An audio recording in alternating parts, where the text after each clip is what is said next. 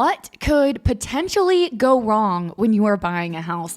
That's what we're talking about today. We have a handful of things that you probably are asking yourself or wanting to ask your realtor if you are thinking about buying a home soon. What if this happens? How could things turn sideways? That's what we're going to have a conversation about. I mean, when things go downhill, they tend to happen pretty quickly, you know, and some sellers or even buyers ask and rely on the realtor, but then some people want to like figure it out on their own and not really ask the questions or even go to an external source to get these answers to the questions they may have without ever introducing it to a realtor. I've been in a lot of scenarios where that happens. And you know what? It's a bummer because that outside party that might be telling you the answers you're wanting to hear doesn't understand the contract side, doesn't understand the deal written or the offer presented to the seller.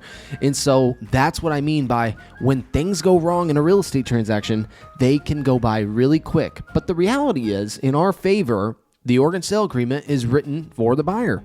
And that is our jobs in representing you, whether you're a buyer or a seller, is to allow you to have an scapegoat, to have you a way out, because that is what an experienced agent's going to be doing for you in today's market especially. And for all of these things that we're going to be talking about that could go wrong, there is a solution. There's a, if this happens, then here are our options. These are what's going to happen. It's not just like, the end Absolutely. of the world. Your real estate sale, transaction has to be a sale fail. So let's get into these. The first one is, what if the home I'm buying doesn't appraise? What will happen and what can I do about that? Well, this is actually good for buyers. There's a reason why appraisals exist. There's a reason why when you're getting a loan, the lender requires you to have an appraisal. And it's because they want to make sure this investment you are buying is worth the money or worth the loan amount. So make that be a positive note rather than a negative note. When it does become negative, it's because of the seller. The seller not wanting this particular verbiage, maybe in an offer. I had a deal probably 3 years ago, I'd say now. Okay. Great agent representing her buyer the best she could with a VA home buyer. And they just, for whatever reason, did not think this house would appraise. And I told them, I say, guys, this appraisal, it's not going to be an issue. The amount down you're putting, the way this deal was written, it just wasn't even in the question for me. I don't know if it was her experience or what, or trust. Maybe the client was making her do this and putting it on paper, and that does happen. But we had a fail sale because my seller didn't want to agree to these terms with the appraisal. They wanted to make it a requirement that money back is guaranteed, their earnest money, because of an appraisal being lesser than the home is worth. And, my seller wasn't willing to do that. They were confident in their home value, which me representing them was confident as well, and telling them, you know what, we can find a better buyer that's willing to have a better term. Right. A couple things to add to that. I think that, first of all, usually when we see this scenario happen where it's not in your favor as a buyer when a home doesn't appraise, it's because we are in a really, really hot seller's market. Because the seller knows in that case, when there's a ton of buyers out there, more buyers than sellers, it's competitive for buyers, not necessarily the way that, today's market is. When interest rates are super low, it's competitive, all of that. So when that's the case, then sellers know, well, if you don't buy this at this price, that, then someone else is going to. Somebody else will. So see you later. Like, we're just going to put it back on market and it's not a big deal. So that's one thing. Another thing is, we don't see this happen as often as you might expect. Right. I know it's so rare. Many, buyers and oftentimes sellers are really concerned before they get into the transaction that this is going to happen. But more often than not, even in those instances when I'm looking at the house and I'm like, is this going to appraise? Right. It does. It really does. It's really not this huge. Of course, it can happen, but it's not like extremely likely to happen. So what would it look like though? Let's just explain to a buyer, appraisal. What are their options? What would happen or what could happen if it doesn't appraise? So home, its sales price, $500,000. Appraisal comes in at $480,000. Well, the lender, the loan isn't going to take progress because it's a lower appraisal than $500,000. So you have two options. Actually, let's make it three. Three options. Fail sale, you walk, you move on.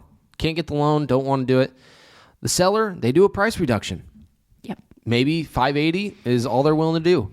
Or third scenario, you're forced to come up with $20,000 to make up the difference between the appraisal gap. And so what I was mentioning before is in that offer was that buyer was wanting an appraisal gap and the sellers just weren't willing to pay one if that was the case and scenario. In today's market, I haven't seen that quite often. I think appraisers themselves, they've been quite fair, but also just it's so hard to appraise a home right now because of lack of inventory. But then B, look at the elevation of sales prices over the last 3 years in particular. I mean, it is quite unbelievable.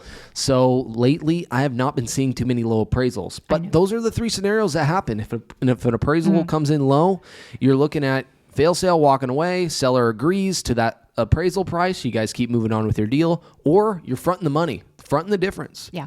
So whether you are a buyer or a seller, you have options. You definitely can decide at that point. You and the buyer and seller together will come to an agreement. I've even seen times where the buyer and seller will kind of meet in the middle. So they'll lower the sell price by a little and the buyer will come up with a little bit of cash. So there's options, and that's just something that we kind of take as it comes and we deal with it when we get to that point in the transaction. There's no point in worrying about it ahead of time. You really can't do anything until that appraiser walks through the home. And honestly, you need to be relying on your real estate professional you did the sales price with, meaning your listing agent, to come in with an appraised valued home sales price that's going to ultimately work best for you. Yeah. And generally, if your home's sitting on market, that means it's overpriced right now, especially if you're sitting on market over 4 weeks. Yeah. There's a lot of sellers right now overvaluing, I would say, their homes and property, which ultimately, will it even appraise? I don't know. It's up to the appraiser. And we'll find out. Maybe we will start seeing more homes not appraising. Absolutely. Because like I said, it hasn't been a huge issue. You see it sometimes, but not all the time. But maybe we will start seeing it more often because so many sellers are asking for the moon and not realizing that it's not a market right now where they can afford to do that. But we will see. So the next thing that could go wrong in a real estate transaction is, what if the inspection comes back really bad? What will happen? And what do I do about it? What can I do about it? Man, those are tough ones because you don't really know until you're there. You know, in your initial walkthrough, before you've submitted an offer, you fall in love with this house, or it just works for you in this moment and you submit an offer and it gets accepted. You generally have that 12-day inspection period to either make a choice. Seller's going to do repairs. You're okay with the repairs needed and you can move forward. Or, man, there's just too much on this list and you're not willing to walk forward on this purchase, which honestly, it's always up to you as the buyer. And there's never a wrong or right answer. I mean, nobody's telling you to buy this home with all of these repairs needed. Now, if you and the seller can't negotiate, as you most likely should be able to in a market like this, usually it's being paid for with closing costs or something like that rather than straight material costs up front during the escrow period. I think it's kind of rare, though, that we're seeing fail sales due to the inspections currently. Now, there are particular homes where you just know what you're getting, you know, and that's expectation of you needing to put in some sweat equity once the home closes. It's already known. Now, there are some listings in particular that are sold as is. Seller just says, hey, this is a sold as is listing. I'm not going to be doing any repairs. So just being upfront with that is usually the best term, I would say, if you're a seller. But buyers, I would definitely be working as much as possible during that negotiation period to get the most out of your money. This is a good one. What if I close on a home and a month or 2 months later, I discover something crazy wrong with the home? Okay. What will happen and what can I do about it? Firstly, I'm going to revert to that property disclosure report. I'm going to see if there's anything materials missed and said, was this disclosed to me or not?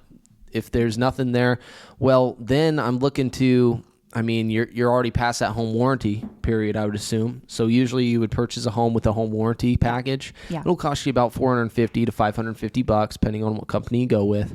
But I suggest trying to get the sellers to pay for that home warranty package, especially with the initial offer, or working that in during the inspection period if repairs were needed. But those are the two routes I would first start with. Right. If you've already closed, but once you've already unfortunately, closed, there's really, that black line. There's not a lot that the seller can do. I mean, it's the buyer's responsibility to choose to get an inspection and pay for it if they want one, which we always recommend no matter what house, even if you're buying a new construction, it's always a good idea to get an inspection. However, what if, and this is like, these are just the crazy things you could worry about all day, things happening. Even with this house we bought, there was things that came up and money was spent. And it's like, was it the seller's fault? Absolutely. No, I went in willing and knowing that, things happen when you have ownership. Yes, especially, it can be any home age, but especially with an older home. The house we bought was a 1968 built home. And so obviously there were things that came up on the inspection report. We, had them fixed, didn't, whatever, closed. And then after that, things come up, a door over here, or this happens, like just things happen. It's home ownership. And so unfortunately, once you get the keys to the home and the home is in your name, there's really not a lot that can be done. Right. Unless it's the situation where it's something that came up on the inspection report. And when we were negotiating repairs, you asked the seller to fix it and they agreed to, and then they didn't. That's a whole different situation. Yeah. But, once you own the home, it's your responsibility if you're a homeowner. So that's why, like, during that escrow period, it's very important to rely maybe on your real estate professional, asking them all of these simple questions that maybe we're going over today, because a lot of this does happen within that escrow period. The inspection 12-day period is when you're going to be sorting all of this out. And then once negotiations are finalized, the sellers agreed to do these certain repairs, you verify, you make sure you have tickets of receipt, and then go and do a walkthrough. Make sure the repairs requested were made, because then once you finish escrow, you're not going to run into these little problems that, man, I asked this to be done and it wasn't done properly. What the heck? Okay, this next one I think you have a little bit of experience with. What if the seller, we close on the home and I get there and they left all their old stuff, or just a bunch of old stuff in their house, in the attic, in cupboards, wherever. This drives me nuts. And it happens. It does. Even with our house. I love reverting to our house because I love personal experiences. I filled a 50-gallon, I don't even know, not a gallon, but half-ton dumpster. It was insane. The attic, we have a really big attic. It was filled with old things. Every cupboard in the kitchen was filled with things. The bedrooms upstairs, the cupboards, like there was so much stuff. It was like a museum. And here's the thing. We would have never let that happen to a client of ours. We would have had a final walkthrough and we would have said, seller, we are not going to close. We're not going to sign on the dotted line and you are not getting our money until you get all this stuff out, and held them hostage in that way. And then they would have moved it. But for us, it's ourselves. We were just so excited to get in. It was a long process and we just didn't care. And here's the deal. I already knew I was remodeling the home and going to have a dumpster anyways. Yes. So that changes. I just included that, and it is what it is. There's a little bit more sweat on my part walking through an attic, but these things do happen though. And it was a situation where it was an estate sale. The previous owner had passed away, and so it was difficult communication, as that sometimes is in those transactions. Inherited property. Difficult just getting the keys anyway. So at that point, we were like, just give us the keys. Now when I have had this done on like another real estate transaction, and this was unfortunately my seller who did this. They left the home and the inside was done, but in the yard, the exterior outer places had yard art and just debris and those type of things that were not necessarily in the contract, but things that were expected to be removed after the finalization of the sale. So what I went ahead and did was I got a call from the buyer's agent. They weren't happy, things, they expected a different expectation than what they got. And so she called me and said, hey, can we maybe just partner up for our client's sake? And, you put $250, I do $250. We get them a dumpster and just make them happy. And so a good broker is going to generally say yes, because I want to take care of my client. I 100%. Want repeat referral-based businesses. And just let you guys know, we're in this for the right reason, not just to collect a commission and then move on with our lives and act like it never happened and we don't know you. I don't think that's a good way to do business. So there are alternatives to after the sale, but it usually requires sacrifice and the right person to step up. Mm-hmm. If that was my client and that situation had happened, I would take it upon me to pay for, a dumpster or whatever is needed. We've cleaned houses. We've paid for new appliances. Yes. We've done the right things when necessary. And that's why then the service industry, when people don't provide me a service that, I was maybe expecting, I just revert to, guys, I'm in the same business. I want to treat everybody with honor and respect and integrity and all that stuff. And so when I'm not treated like that, it's like a lesson to where I want to give that to you that maybe I was missing from a different sales professional. Absolutely. Thank you so much for hanging out with us today. If you grabbed value from this video, hit the thumbs up button, share it with a friend or your mom or anyone you know who's thinking about buying or selling real estate, and we'll see you next week.